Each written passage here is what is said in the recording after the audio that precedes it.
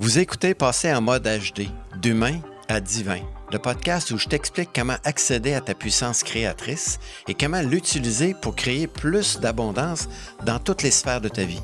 Je suis George Wright et dans ce podcast, je te montrerai comment devenir une meilleure version de soi et de créer la vie de rêve, celle que tu désires.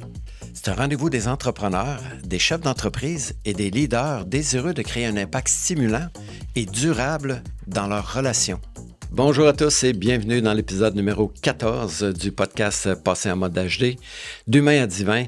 Et aujourd'hui, je me suis réveillé avec une pensée qui était très, très présente dans ma vie parce que j'ai fait une formation dernièrement. En fait, cette semaine, j'ai fait une formation d'une journée complète avec 2 modules. Un, c'était la gestion des pensées et des croyances et l'autre, c'était la gestion des émotions. Et j'ai eu beaucoup de résistance de la part des gens quand j'ai parlé de notion de responsabilité. Donc aujourd'hui, je vais vous expliquer comment moi je vois la notion de responsabilité, puis de quelle façon ça se traduit dans mon quotidien. Donc quand je dis souvent aux gens, on est responsable à 100% de tout ce qui nous arrive. Quand j'explique ça à des gens vont dire, tu veux dire que c'est de ma faute? C'est là qu'il faut comprendre que la notion de responsabilité n'a rien à voir avec le sentiment de culpabilité ou de faute. Dans le fond, quand on a été élevé petit, on nous a fait souvent sentir coupables ou responsables. On dit, c'est de ta faute si ta sœur pleure, c'est de ta faute si ta mère est triste, c'est à cause de toi, à cause de ton action, à cause du geste que tu as posé, que tu as fait de la peine à quelqu'un. Et toute notre vie, on essaie de se débarrasser de ce sentiment de culpabilité-là. Donc, quand je dis aux gens, on est responsable à 100% de tout ce qui nous arrive dans notre vie. C'est comme dans le dernier podcast que j'ai fait en disant que tout était divinement orchestré. Donc, la pièce de théâtre, chaque morceau de casse-tête a sa place et tous les gens qui sont dans mon environnement ont un rôle à jouer, ont un sens dans ma vie. Et la notion de responsabilité, c'est de dire, j'ai choisi, puis moi, quand j'ai compris ça dans ma vie, j'ai décidé un jour de dire, OK, je fais comme si j'avais choisi toutes ces expériences-là. Et en faisant ça intégralement, puis dans l'instant qui a suivi, toutes les expériences négatives que je voyais comme négatives, ce sont devenues des expériences de prise de conscience de « OK, si je l'ai choisi, je veux comprendre quoi là-dedans? » Donc, de quoi est-ce que je suis responsable? Dans l'épisode où j'ai parlé de la relation, j'ai dit qu'il y avait toujours 2 extrémités dans une relation. Il y a mon bout à moi, puis l'autre bout à l'autre. De quoi moi je suis responsable à mon bout? Mais je suis responsable de ce que j'émets comme parole. Je choisis les mots. Je suis responsable de ça. Je suis aussi responsable de mes actions. Si j'ai une action qui n'est pas juste, je suis responsable. Et je suis aussi responsable de tout ce que je trimballe de croyances, de pensées, de blessures, d'émotions non résolues de mon passé jusqu'à aujourd'hui. Si j'ai 20 ans, j'ai 20 ans de passé émotionnel que je trimballe avec moi, qui éventuellement vont être réactivés par l'autre. Et l'autre est aussi responsable de ce qu'il dit, de ce qu'il ne dit pas, de ce qu'il fait, de ce qu'il ne fait pas, et aussi de tout ce que lui trimballe. Puis je dis aux gens, j'ai dit dans mes formations, si vous ne voulez pas avoir à réactiver des blessures chez les autres, devenez moine tibétain, allez méditer pour le reste de votre vie dans une caverne, ne soyez plus jamais en relation avec les gens et de cette façon-là, il y a peu de chances que vous réactiviez des blessures chez les autres. Mais je peux dire une phrase à quelqu'un, c'est inévitable que cette phrase-là va avoir un sens pour la personne qui l'entend, qui la reçoit, et si elle réagit, c'est elle qui choisit de réagir. Et ça, c'est difficile pour les gens de dire, oui, mais j'ai fait de la peine. Non, tu as dit quelque chose et la personne a eu de la peine. Donc, la responsabilité qu'on a, c'est de ce qu'on dit et ce qu'on ne dit pas. Parce que très souvent, on ne dit rien, mais on reste pris avec quelque chose.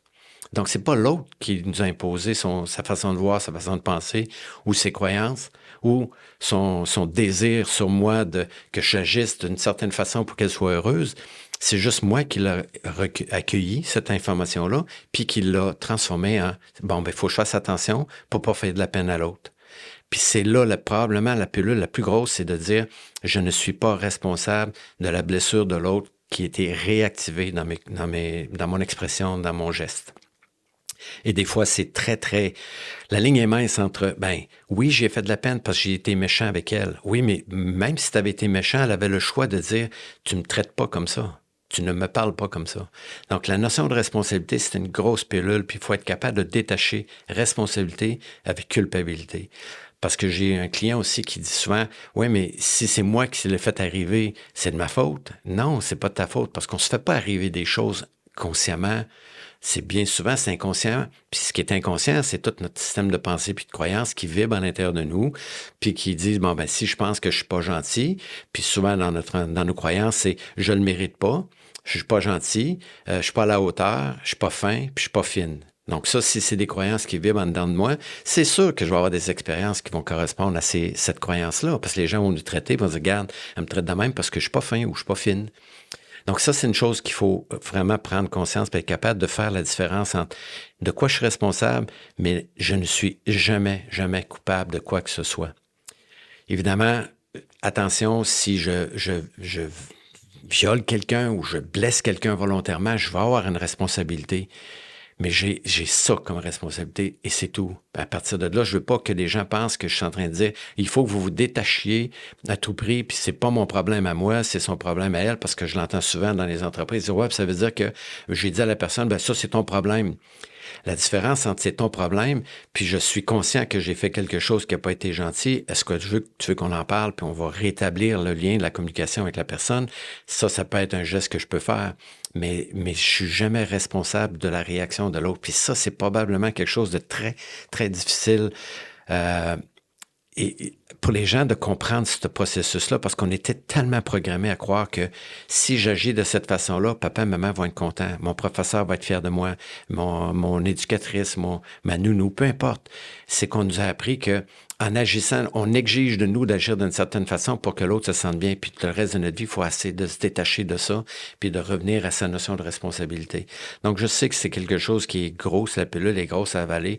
Prenez-la pas intégralement. Si ça fait pas du sens pour vous, mettez ça sur une tablette, c'est pas grave. Je suis pas ici pour vous dire comment vous devez faire les choses. Ça a pris des années, moi, avant que je comprenne la notion de responsabilité.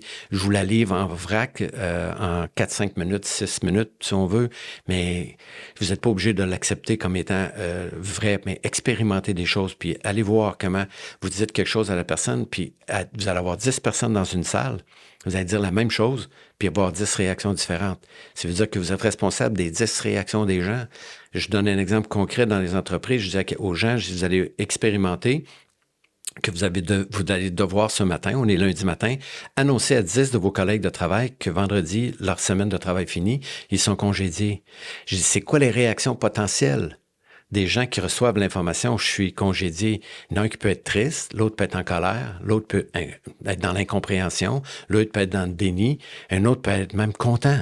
Puis dire, ben enfin, je voulais partir, mais je savais pas comment, mais maintenant que c'est vous qui me mettez dehors parce qu'il n'y a plus de job, je vais avoir le droit au chômage, je vais prendre une pause. Fait que voyez-vous, la réaction qu'on choisit, c'est celle qu'on choisit. Est-ce que je suis responsable de la colère de la personne qui est en colère parce que je l'ai mis dehors, de la peine de la personne? Non. Moi, j'ai un message à livrer. La personne le reçoit, c'est elle qui définit qu'est-ce qu'elle en fait.